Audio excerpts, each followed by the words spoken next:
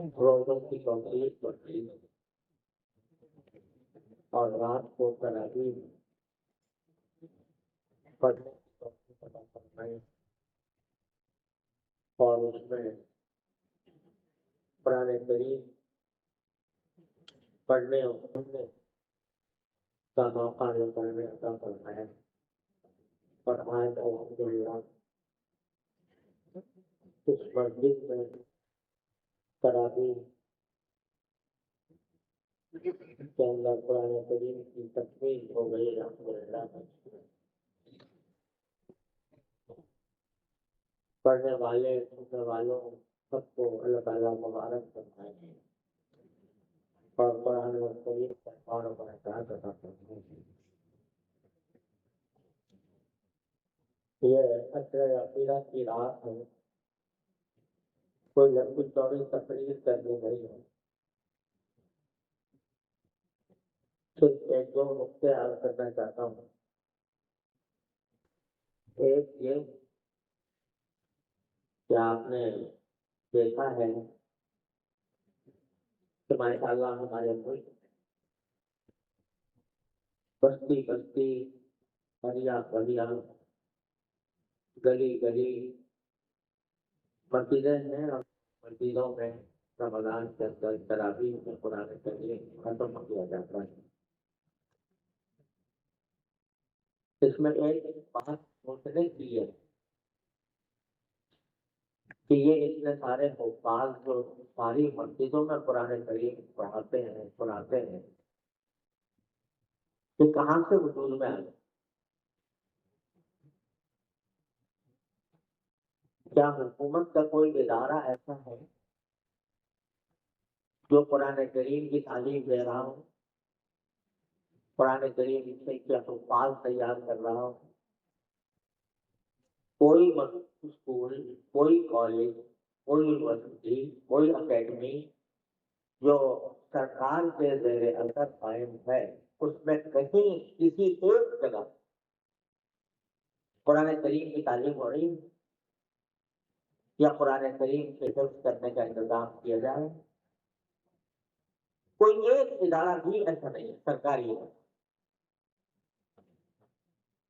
اور دوسری طرف حال یہ ہے کہ کبھی آپ نے یہ سنا کہ کسی مسجد کی طرف سے یہ اعلان ہوا ہو کہ بھئی ہم تراویح کے اندر قرآن کریم پڑھنا چاہتے ہیں، ہمیں حفاظ درکار ہیں، ہمیں حاضر کوئی حافظ ہمیں دیا جائے اور ہم تاکہ قرآن میں کوئی باقاعدہ کسی مسجد کی طرف سے اعلان نہیں ہوتا۔ ایک ایک مسجد کے اندر 10 حفاظ موجود ہوتے ہیں کہ جن کو بھی موقع مل جائے قرآن کریم پڑھنے کا وہ اپنی سعادت ہو۔ آپ ہمارے دارالعلوم کے اندر یہ ایک مسجد ہے، مطلب الحمدللہ قرآن کریم پورا ہوا، لیکن اسی دارالعلوم کے احاطے میں 10 جگہ مشکل تراویح ہوتی رہی اور الحمدللہ اکثر میں حفاظ، کسی حافظ کو یہ گلا ضرور ہوتا ہے کہ مجھے مسجد نہیں ملی، کسی مسجد کو یہ گلا نہیں ہوتا کہ مجھے حافظ نہیں۔ یہ کہاں سے آ رہے ہیں یہ حفاظ؟ جبکہ حکومت کی طرف سے سرکار کی طرف سے کوئی چھوٹا سا ادارہ بھی ایسا نہیں ہے جہاں حافظ تیار کیے جائیں۔ یہ اللہ تبارک و تعالیٰ کا نظام ہے، اس نے اعلان فرما دیا تھا کہ ہم نے قرآن نازل کیا ہے، ہم ہی اس کی حفاظت کریں گے۔ تو اللہ تبارک و تعالیٰ نے حفاظت اس طرح کرائی ہے کہ چھوٹے چھوٹے بچے ان کے سینوں میں قرآن رکھ دیا اور جتنے حفاظ ہیں ان کے لیے یہ اس سے بڑی سعادت اور کیا ہو سکتی ہے کہ جس کام کا ذمہ اللہ تبارک و تعالیٰ نے اپنے اوپر دیا تھا کہ ہم عبادت کریں گے، وہ ذمہ اللہ تعالیٰ نے حفاظ کے ذریعے پورا کرایا۔ تو اللہ تبارک و تعالیٰ کا انتظام ہے اور اسی طرح انشاءاللہ یہ قائم رہے گا۔ اور چونکہ یہ مدرسے اسی کام کے لیے بیٹھے ہیں کہ یہاں قرآن پڑھایا جائے، قرآن کے علوم پڑھائے گا، دین سکھائے گا. اس لیے یہ سارے دینی طاقتوں کے نگاہ میں کانٹے کی طرح کٹے، اور ساری کوششیں استادوں سے اس بات کی ہو رہی ہے کہ یہ اپنے آزادی اور خود مختاری کے ساتھ یہ دین پڑھا رہے ہیں. ان کو کسی کے ڈر کے بغیر یہ حق بات کہتے ہیں، کسی طرح ان کا گلا گھونٹا جائے، کسی طرح اس کو اپنے قابو میں لائے. لیکن یہ اللہ کا نظام ہے، اور انشاءاللہ یہ اسی طرح قائم رہے گا. اللہ تعالیٰ نے کوئی ذمہ لیا ہے، وہ ذمہ ان مدرسوں کے ذریعے اللہ تبارک و تعالیٰ دلوا رہے ہیں، جو ایک پیسہ دشمن گورنمنٹ کا خرچ نہیں ہوتا. ایک پیسہ اسے مدرسوں پر اللہ تعالیٰ کو کام کرے. یہ کہنے کا میرا مقصد یہ تھا کہ اس سے دنوں میں مدرسے کی آپ حقیقت اور اس کی اہمیت اور اس کی عظمت کو محسوس کہ کتنے بڑے خدمت معاشرے کیے جاتے ہیں. اللہ تبارک و تعالیٰ اس کو اسی طرح قائم رکھتے اور ان سے یہ خدمت لے کر. دوسری بات جو میں آپ کہنا چاہ رہا ہوں وہ یہ کہ قرآن الحمدللہ الفاظ پڑھتے ہیں اور ہم بھی چل کھڑے ہو کر سنتے ہیں، یہ اللہ تعالیٰ کی نعمت ہے. لیکن اس قرآن کا کچھ اتنا حق نہیں ہے کہ ہم رمضان کے اندر ایک مرتبہ پورا قرآن شریف تراویح میں سن لیا کریں اور سمجھے کہ ہم قرآن کہاں مدد ہو. قرآن کریم کا حق یہ ہے کہ اس میں زندگی ختم کی. قرآن ختم کرنے کی چیز نہیں ہے، قرآن سے زندگی ختم کرنے کی. اور اس کے لیے یہ 3 حقوق ہے قرآن کریم سے. آج اس موقع پر جب ہم تراویح میں قرآن کریم بیان کر رہے ہیں تو ان 3 باتوں کا عہد کرتے ہیں. ایک یہ کہ قرآن کریم کی تلاوت یہ ہر مسلمان اپنے دل میں لازم سمجھے. کوئی دن ایسا نہ جائے اس میں قرآن کریم کی مستقل تلاوت آپ نے نہ کی. یہ مسلمان معاشرے کا پورا امتیاز تھا کہ کوئی آدمی کسی بھی مشغلے سے وابستہ ہو، جب تک شروع میں تھوڑا سا قرآن کریم نہ پڑھ لے اس وقت تک کسی کام میں نہیں رہتا. گھر گھر سے قرآن کریم کی تلاوت کی آوازیں آئیں. لیکن افسوس ہے کہ اور اگر چیز کی اہمیت ہے ہم لوگوں کے دلوں میں قرآن کریم کی اہمیت ہے، تو میرے بھائیوں گزارش یہ ہے کہ آج یہ نہ ہو کہ ہم رمضان سے تو قرآن سے وابستہ ہو جائیں تراویح سننے کے لیے، اور جب رمضان سے میں تراویح میں قرآن کریم ختم ہو جائے تو وہ قرآن جا کے سانپ کی زینت ہو کر الماریوں میں رکھیے. بلکہ یہاں سے یہ ارادہ لے کر رکھتے ہیں کہ ہمارا کوئی دن قرآن کریم کی تلاوت سے خالی نہیں ہوگا.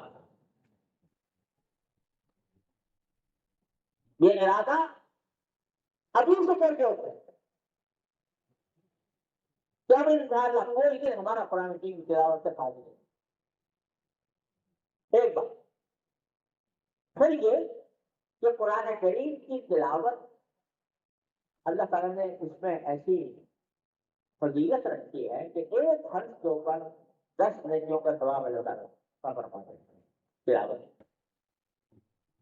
لیکن اس سے معلوم ہوتا ہے کہ تلاوت خدا سے خود مقصود ہے، علاوہ اس کے معنی کے وہ تو ہے ہی، لیکن تلاوت خدا سے خود مقصود ہے. لہذا اللہ تعالیٰ ایک حرف کی تلاوت پر 10 نیکیوں کا ثواب فرماتے ہیں.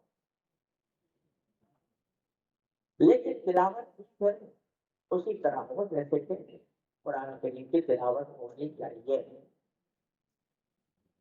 قرآن کریم فرماتا ہے قرآن رسول کریم صلی اللہ علیہ وسلم جب جبریل علیہ السلام وہی لے کر آتے تھے قرآن کریم لے کر آتے تھے تو اللہ تعالیٰ فرماتے ہیں آپ کہ سامنے جب جبرائیل اپنا قرآن پڑھے تو آپ ان کے پڑھنے کی اتباع کیجیے، یعنی ان کے جیسا وہ پڑھتے ہیں اسی طرح سے۔ تو قرآن کو پڑھنے کا خاص طریقہ ہے، جس کے لیے علماء امت نے مستقل ایک علم کی بنیاد رکھی ہے، علم تجوید، جس میں یہ بتایا جاتا ہے کہ کس حرف کو کس طرح ادا کیا جائے۔ یہ سیکھنا بھی ہر مسلمان کے دل میں فرض عین ہے، فرض عین، جیسے نماز پڑھنا فرض عین ہے، روزہ رکھنا فرض عین ہے، زکوٰۃ دینا فرض عین ہے، اسی طرح قرآن کریم پڑھنے کا صحیح طریقہ یہ بھی فرض عین ہے۔ لیکن افسوس ہے کہ فرض عین چھوڑ بیٹھیے قوم، اپنے سے دھیان نہیں، اور اگر دھیان ہو تو اس طرح خود میں پڑھ لیں، صحیح کو ساتھ پڑھ دیا، ساتھ پڑھ دیا، ساتھ ہوتا پڑھ دیا، ایسے بھائی سمجھا پڑھ دیا، مجبور پڑھ لیا، سمجھا قرآن پڑھ لیا۔ کوئی سمجھو کہ جب تک اس طرح نہ پڑھا جائے جس طرح اللہ تبارک و تعالیٰ نے جبرائیل امین کو سکھایا، جبرائیل امین نے نبی کریم صلی اللہ علیہ وسلم کو سکھایا، نبی کریم صلی اللہ علیہ وسلم صحابہ کرام کو سکھایا، اور آج تک اسی طرح پڑھتے ہیں، اس کے تعلیم و تعلیم کا سلسلہ چلتا ہے۔ اس کا سیکھنا ہر مسلمان کے دل میں فرض ہے۔ آج بڑی بڑی ڈگریاں لے کے لوگ بیٹھ جاتے ہیں، قرآن پڑھنا نہیں آتا، ایک سطر قرآن کسی طریقے سے پڑھ تو، اور کوئی مشکل کام نہیں۔ ہمارے میرے برادر بزرگ حضرت مولانا مفتی عبد الرفیع صاحب رحمہ اللہ تعالی فرمایا کرتے تھے کہ اتنا آسان اللہ نے کر دیا کہ سارے قرآن میں کچھ 29 حروف ہیں، 29 حروف بس۔ اگر ان 29 حروف کو صحیح نکالنے کا طریقہ آدھے قرآن کا پتہ آ جائے، اگر آدمی ہر روز ایک ہر کو پڑھنا سیکھ لے، صحیح طریقے سے آئے کس طرح نکلتا ہے، خواب کس طرح نکلتی ہے، رواں کس طرح نکلتی ہے، اور سوچ لے ایک مہینے کے اندر قرآن روز پڑھے۔ لیکن فکر نہیں، اسے تو پتہ ہی نہیں، پڑھنا ہے نہیں، سننا ہے نا، جب تراویح ہوگی تو سن لے گا، پڑھنے کی ضرورت نہیں، لہٰذا اس کی فکر بھی۔ اس کا نتیجہ یہ ہے کہ ساری زندگی اس فرض عین کی ادائیگی سے محروم رہتی ہے قوم۔ یہ قرآن اللہ تعالیٰ نے نازل کیا تھا، اس کو پہلا حق قوم ادا نہیں کر رہی، تو بتاؤ مسائل کیا ہے تو کیا ہوگا، عالم میں ہے تو کیا ہوگا۔ یہ جو ہم روز اپنے آواز کا شکوہ کرتے ہیں، جب قرآن کی کوئی اور بیٹھو گے، جب نبی کریم صلی اللہ علیہ وسلم قیامت کے دن یہ فرمائے گا کہ اے میرے پروردگار، میں نے اس قوم نے قرآن کو پیچھے ڈال دیا تھا، یہ شکایت کریں گے اللہ تعالیٰ کو۔ جب قرآن سیکھے تو ایسے نہیں ہے، جو نعمت اللہ تبارک و تعالیٰ نے عطا فرمائی تھی، جس کی عبادت کرنے والی آتا ہے، بچوں سے جس کی عبادت کروائی، اس کے ساتھ کہ اس کو پہلا حق لینا نہیں ہوتا۔ تو یہ بچے میں تو ہم بہت کر لیتے ہیں، ہو جاتی ہے، تیز ہو جاتی ہے، ختم بھی ہو جاتے ہیں، لیکن جو کام ہے اس کی طرف توجہ نہیں ہوتی۔ آج یہ ارادہ لے لو کہ قرآن کو صحیح پڑھنا چاہیے۔ الحمدللہ کسی بھی جہاں آدمی کو ارادہ ہے، اس کا نہیں کوئی مسجد ہوگی، کوئی نہ کوئی مکتب ہوگا، اس کے ذریعے قرآن کریم کو صحیح پڑھنا سیکھے اور صحیح پڑھنا سیکھے، جو پڑھے کریں۔ دوسری بات یہ ہے کہ قرآن بے شک تلاوت بہت اہم فضیلت کی چیز ہے، لیکن صرف تلاوت کے لیے جو آیا تھا، قرآن سمجھنے کے لیے تو آیا تھا۔ کوئی ہدایت کا پیغام اللہ نے بھیجا تھا، ہدایت کا طریقہ کار اللہ نے ہمیں عطا فرمایا تھا۔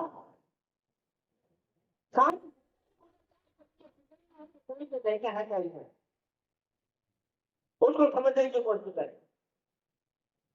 ہر انسان اپنے گریبان میں نکال کر دیکھے کیا اس نے اپنی زندگی میں کوئی وقت کتنا وقت اس کام میں لگایا کہ میں تو قرآن کا مطلب سمجھنے کی کوشش.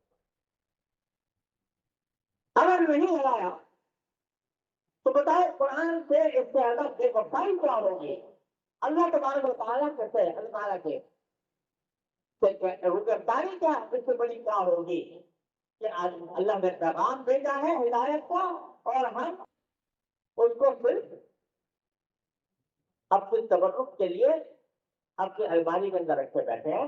کبھی پڑھنے کے لیے نوبت نہیں آتی. سمجھنے کی کوشش کریں کیا لکھا ہے کیا پیغام دے رہا ہے قرآن. الحمدللہ علماء ان امت نے حجت تمام کر دی. ترجمے تفسیریں ہر زبان میں آسان بھی اور مختصر بھی اور مفصل بھی سب تیار کی ہوئی. لیکن کیونکہ اہمیت سب سے بڑی حاصل پیسے کی. پیسہ زیادہ کہاں سے آتے ہو کہاں سے زیادہ میں اپنے کمائی کر سکوں. ساری اہمیت کا نقطہ یہ بنا ہوا ہے. لہذا قرآن کو سمجھنے کی فکر نہیں. تو میرے بھائیوں گزارش یہ ہے کہ آج ہم یہ عہد کریں کہ انشاءاللہ اپنی زندگی میں قرآن کو اس طرح داخل کریں. اس کو پڑھنا بھی سیکھیں. اس سے مطلب بھی سمجھنے کی کوشش کریں. کسی مستند عالم کی تفسیر کے مدد سے اس کو سمجھنے کی کوشش. یہ کام کریں گے تو انشاءاللہ پھر عمل کی بھی توفیق. تو قرآن پر عمل کی بھی توفیق. یہ پیغام ہے ختم ہر ختم قرآن ہمارے جہاں جہاں قرآن شریف یہ بھی آج کل طریقہ ہے کہ جہاں تراویح کا قرآن شریف ختم ہوتا ہے تو کوئی اجتماع ہوتا ہے کوئی تقریب ہوتی ہے. اس کا ایک پیغام ہے کہ قرآن کو پڑھنا سیکھو قرآن کو سمجھنا سیکھو قرآن کو صحیح سمجھنے کی کوشش کرو صحیح پڑھنے کی کوشش کرو. اگر قرآن کو اختیار کر لیتے ہو تو انشاءاللہ تمہاری مشکلات بھی دور ہوں گی. جس وقت ہم پر جو وبال مسلط ہے وہ قرآن کو چھوڑنے کا وبال ہے. تو اس کی فکر کے ساتھ آج ہمیں اٹھنا چاہیے. اللہ تبارک تعالیٰ نے کیا کیوں بھائی کرو گے کام نہیں انشاءاللہ. اس کی کوشش عمل کرو. اس بات کو آج ہی کرو کہ انشاءاللہ ہم قرآن کریم کے لوگوں کو ادا کرنے کو. اور بھائی اللہ تعالیٰ نے قرآن کریم کے خاصیت بھی رکھی اور بزرگوں سے منقول بھی کہ قرآن کریم جب جس کی مجلس میں پورا ہوتا ہے تو دعا کو قبول ہو. اللہ تعالیٰ دعا کہ قبول فرماتے ہیں.